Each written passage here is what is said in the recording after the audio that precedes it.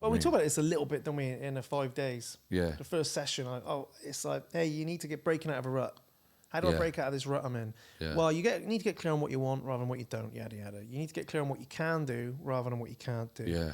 More importantly, you got to start asking ourselves, how can I? Yeah. Rather than finding the reasons you can't. Yeah. And people love that session. And it's not a horribly delivered thing. It's not like, it's very like, hey, life's life to you. And you're probably here because Groundhog Day and you woke up and went, how did I end up here? Look at me. What am I doing with my life? Or maybe your life's changed. We go through these seasons. Or maybe you've done something wrong. Yeah. You've ballsed up. I don't care. I won't judge anyone for that. Because I've ballsed up a billion times. Yeah. And done things I'm ashamed, been ashamed of. Of course. So when people are like, oh God, I've done this terrible things. Yeah, join the club. Doesn't make it okay, but let's move forward. So it's delivered in that like, it's okay to be where you are. Yeah. But if you want to move forward, you can't be fixed on here, but I can't. You've got to start noticing that chatter and flip the script. How can I? What can I do? Can I do something? Yeah. Do you know what I mean? And I think that's how you break out of a rut to start with. It's a mindset. Yeah, well, it's awareness, isn't it? It's a shift. But I think... Because we feel sorry for ourselves. We all do it. Man, yeah. I was doing it at the start of the year, mate. I was feeling sorry for myself. It was like, oh, man, this is hard. This is tough. All this stuff going on. A little girl. And it don't make you feel any better. It don't make, makes you feel worse. Well, ain't nothing gonna good come of that. But again, it's going back to those type of feelings. But we all do it, right? You do it. Massively. But this is the whole point of honouring that. What's that chapter in your book called again? Don't know. Be less shit. Get it up. It's like honouring our bad bits, is it? Honouring our bad self. Honouring, I don't know what the chapter's called. I know what it'd be about. But Go on, it's right there. it's right here. Let me... Come on. Well, what it's called, Ben, It's honouring our bad bits or something. honour... How we avoid honouring the bad bits? Yeah, how we avoid, right? Yeah, that's... Page 147. in the book. And if you believe in Christmas, kids, like your Uncle Simon does, buy my festering turd of a book and look at page 147, where I use the analogy of your mind being a mansion. Yeah, people used to Guess love who's that on training. here? Guess who's on page 147? Who? Guess. Ain't Guess. going to be me, is it? Mark Whitehand. Oh, I was going to say. I can't be in that book, can I? Page 147. Anyway, carry on. We got distracted. Yes. So on it, What were you talking about? avoiding them, which actually you're not. You ain't going to avoid shit. You can't. No. So But when you honour it, I have tried. yeah, because you just give it more energy, right? But this is the point, like, people feel guilt and shame. Well, actually, they're phenomenal feedback for making sure you don't do that stupid shit again. I love that. What regrets do you have? Regrets don't exist. I've had so many comments like that. Regrets don't exist. I know. Only lessons. Oh, I know. sorry, I just fell asleep then where you just walk out on that personal development stuff.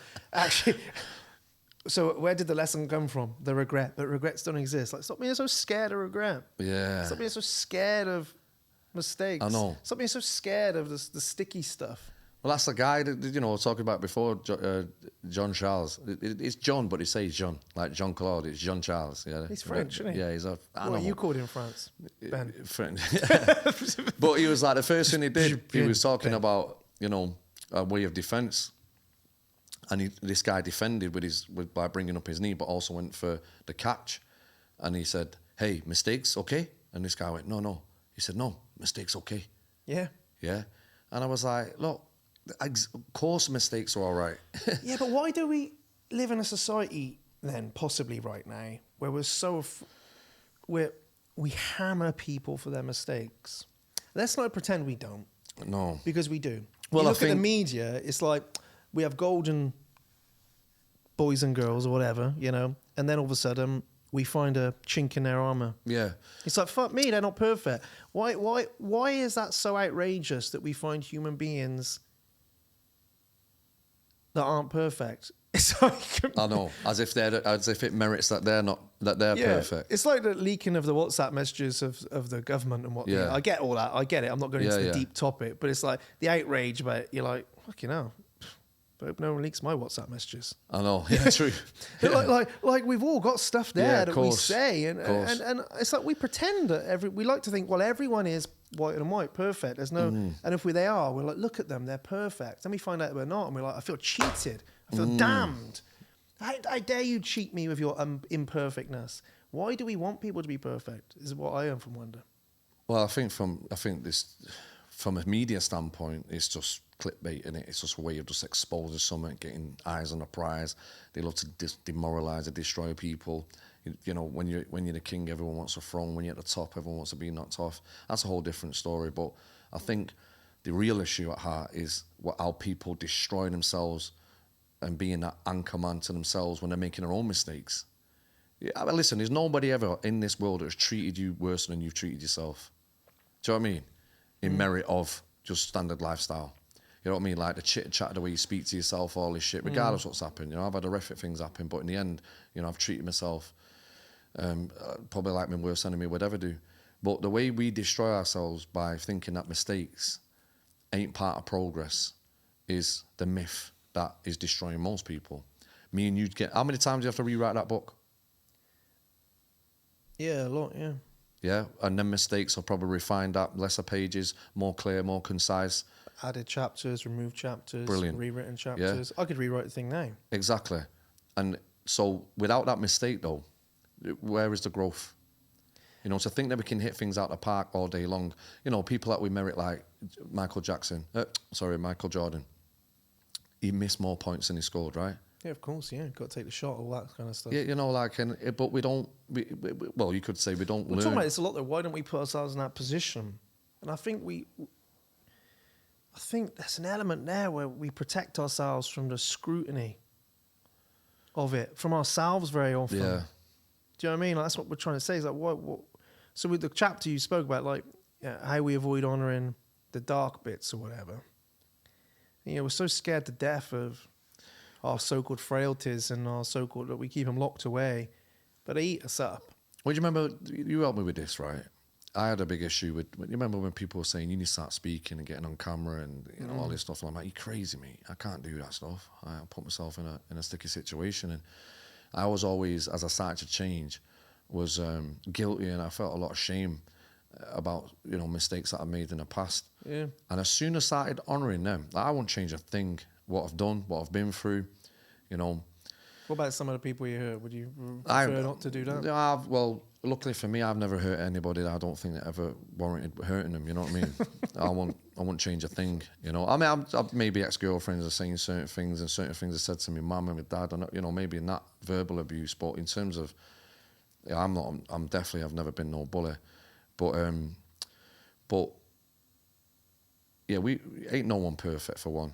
But the mistakes now looking back helps me refine my true self so much. I mean, you know, just only the other day, tapping out on my son a little bit, probably a bit of overcare, maybe validating what I said to him, but being able to reflect on that and go, I could do that a bit better. That's not me. That doesn't feel like me. You know, that was a mistake. Yeah, and sometimes you know? owning up to the mistake. Of course. Well, this is when you the can noble own up part, to something right? and say, "Hey, look." Yeah. But also, if someone owned up to me and says, "Hey, look," I'd be like, "Yeah, no worries." You know, well, this is the argument with the mum that. situation. Was like, if someone just come and said I messed up, it would have been fine. So you try and play the victim and make it personal to defend your situation, you've already lost the battle. Yeah. For most people, innit? Well, I'm not going to accept where I was wrong. You have to lead by example. I do this with my kids all the time. Hey, you know, I could have dealt with that a bit better. My point I was trying to make was right, but at the same time, my tone was wrong. I was too aggressive. I was shouting. I know nobody was listening. I'm taking responsibility. But let's look at the point that caused the issue. Look, how many times have I asked you to do this? You know, I'm getting to a point now I'm feeling... And this open dialogue in this conversation, without any skill, without any like, right, some black and white, you did this, I said this, we don't do it again. Nothing's black and white. Nah, either. we just evolve It's from it. And we can everything. feel it, and it, you know, we can change it. And it's funny because you're sat there, you were going like, well, you know, I don't know if almost I deserve to go and, you know, be better. Yeah, exactly. Because I've been this. Yeah, so many yeah. people feel that. So many people sit there and think, you know that, oh, I don't deserve success. I don't think it sounds like that in your head sometimes. No. You're not wandering around going, I don't think I deserve success. I don't think I deserve happiness. It often sounds like that kind of, God, yeah, excuse me, who am I yeah, to do this when I've done that? Or, you know, I've got these mistakes, and maybe that means that, you know, I shouldn't have things. You know, I just Yeah. need to punish myself. yeah, yeah. And I was probably the other way. Sometimes let's talk about this book. It's not a promo for this book, but may as well be. Sometimes I'm like, well, who am I to write a book? Yeah, like an imposter syndrome. Yeah, and I didn't see it as imposter syndrome, but it was almost like, who am I to write this? Like, I'm just quite down to earth bloke. But then eventually I came to see, like, maybe that's what this world needs. Do you know what I mean? No, Maybe they need somebody who's down to earth.